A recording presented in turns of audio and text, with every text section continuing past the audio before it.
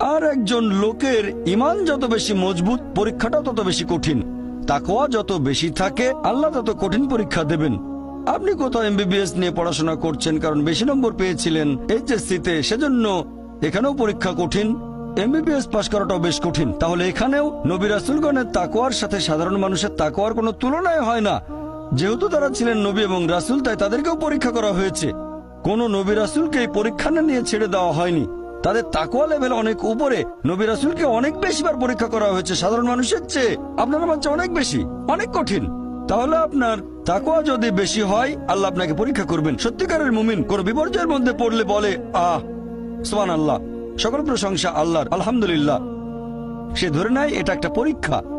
কোন বিপর্যয় আসলে সেটা হয় একটা পরীক্ষা অথবা একটা শাস্তি।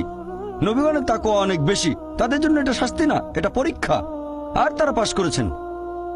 যদি কারো জীবনে কোনো ভালো কিছু ঘটে, সেটা হয় একটা পুরস্কার অথবা পরীক্ষা। সম্পদ হতে পারে পুরস্কার অথবা একটা পরীক্ষা। ভালো কোনো কিছু ঘটলে সেটা হয় পুরস্কার, নয়তো একটা পরীক্ষা। অনেকে আল্লাহর পথ থেকে দূরে সরে যায়, তারপরে বলে আমাকে সম্পদ দাও, আল্লাহর সম্পদ দেন। তারপরে তারা পরীক্ষায় ফেল করে। তাহলে এই পৃথিবীতে তারা তাদের ইচ্ছে মতো আরামায়েশ করে, কিন্তু আখিরাতে শুধু ক্ষতিগ্রস্ত হয়। দান একটা পরীক্ষা, সন্তুষ্ট হওয়া পরীক্ষা, সন্তান সন্ততিও পরীক্ষা।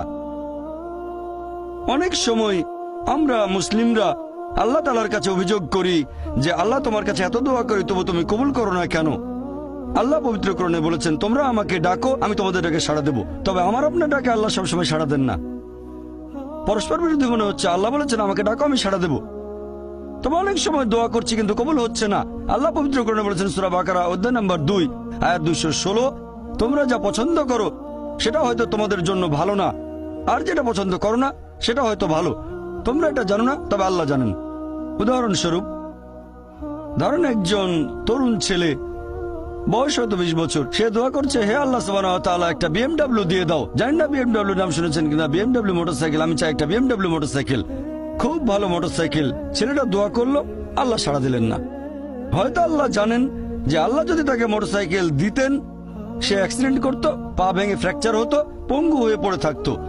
তাহলে এখানে আল্লাহ সুবহানাহু ওয়া তাআলা তার ডাকে সাড়া দিয়েছেন সাড়া না দেওয়ার মাধ্যমে। আল্লাহ তার ডাকে সাড়া দিয়েছেন সাড়া না দেওয়ার মাধ্যমে।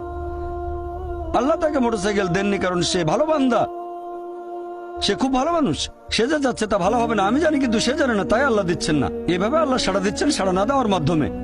আবার কিছু লোকজন আছে, যেমন আল্লাহ বলেছেন পবিত্র কোরআনে সূরা বাকারা অধ্যায় নম্বর 2 আয়াত 15 ও 16, এখানে ভণ্ডদের কথা বলা হচ্ছে। আল্লাহ তাদের রশি দেবেন, তারা বিভ্রান্তের মতো ঘুরে বেড়াবে। তারা সম্পদ চেয়েছে, আল্লাহ দিয়েছেন। অনেকে আছে যারা আল্লাহর সাথে অন্য কাউকে শরীক করে। তারা বলে অনেক সম্পদ চাই, আল্লাহ তাদের সম্পদ দেন। এটা তাদের জন্য আসলে একটা পরীক্ষা। এভাবে তারা নিজেদের কবর খুঁড়ছে। তাই আমরা কখনোই হতাশ হব না। আল্লাহ তাআলা আছেন সব সময়, আল্লাহর উপর সবসময় ভরসা রাখবেন। সেই কারণেই পবিত্র কোরআন অনুযায়ী আত্মহত্যা হারাম। সূরা নিসা অধ্যায় 4, তোমরা নিজেকে হত্যা করো না, আত্মহত্যা করো না, নিশ্চয়ই আল্লাহ পরম দয়ালু, সাহায্য করবেন, তার উপর ভরসা করবেন। যখন কোনো লোক আত্মহত্যা করে তখন মনে হবে সে অকৃতজ্ঞ। সে ভাবছে আল্লাহ আমাকে অনেক বিপদে ফেলেছে, এটা কোনো সুবিচার না, এভাবে বেঁচে থাকার কোনো মানে হয় না, তাই শেষ করে দেব। আল্লাহ পবিত্র কোরআনে বলেছেন সূরা বাকারা অধ্যায় নম্বর 2 আয়াত 286, এটা সূরা বাকারার একেবারে শেষ আয়াত, যে আল্লাহ সুবহানাহু ওয়া তাআলা কারো উপরেই তার সাধ্যের অতিরিক্ত বোঝা চাপিয়ে দেন না। আল্লাহ কারো উপরে এমন কোন বোঝা চাপিয়ে দেন না যেটা তার সাধ্যের অতিরিক্ত। এটা আয়াতের প্রথম অংশ। এই আয়াতটাতে আরো বলা হয়েছে আমরা এই দোয়া করব, ইয়া আল্লাহ সুবহানাহু ওয়া তাআলা, আমাদের উপর সাধ্যের অতিরিক্ত বোঝা চাপিয়ে দিও না। আয়াতের প্রথম অংশে আল্লাহ কথা দিয়েছেন যে আমাদের উপর তিনি সাধ্যের অতিরিক্ত বোঝা চাপাবেন না। তাহলে আমরা কেন দোয়া করব যে হে আল্লাহ আমাদের সাধ্যের অতিরিক্ত বোঝা চাপিয়ে দিও না? এর কারণ হচ্ছে আমরা নিজেদের কবর খুঁড়ি, আমরা নিজেদের উপর সাধ্যের অতিরিক্ত বোঝা চাপিয়ে দিই, সমস্যা বাধা আমরাই বলছি অনেক সম্পদ দাও, আল্লাহ দিচ্ছেন। তাই আমরা আল্লাহর কাছে দোয়া করছি আল্লাহ যেন নিজেদের কারণে নিজেদের উপর সাধ্যের অতিরিক্ত বোঝা না চাপিয়ে দেন। আমরা সবসময় আল্লাহ তাআলার উপর ভরসা করব, একমাত্র তার ইবাদত করব। তিনি আমাদের স্রষ্টা, আমাদের অস্তিত্বের পেছনের উদ্দেশ্য হচ্ছে আল্লাহ সুবহানাহু ওয়া তাআলার ইবাদত করা, অন্য কারো নয়।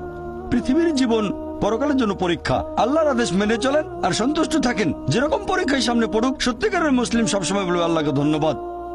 সাধারণত আমরা অভিযোগ করি আমাদের এটা নেই, আমাদের ওটা নেই। জীবনের জন্য সবচেয়ে গুরুত্বপূর্ণ জিনিস কি? কেউ বলবে খাবার, কেউ বলবে পানি, সবচেয়ে গুরুত্বপূর্ণ বাতাস। কয়েক মিনিটের জন্য নিঃশ্বাস বন্ধ করেন, মারা যাবেন। আমাদের মধ্যে কেউ কি আল্লাহ সুবহানাহু ওয়া তাআলাকে এর জন্য ধন্যবাদ জানিয়েছেন যে বাতাস দিয়েছো সেজন্য অনেক ধন্যবাদ? আমাদের মধ্যে কতজন এটা করেছে? আমরা কি এটা বুঝতে পারছি? ফ্রি বাতাস তো ফ্রি পাচ্ছি আর কি। আমরা শ্রদ্ধা করবো আল্লাহ তাআলার নিদর্শনগুলোকে, শ্রদ্ধা করবো আল্লাহর নিয়ামতগুলোকে।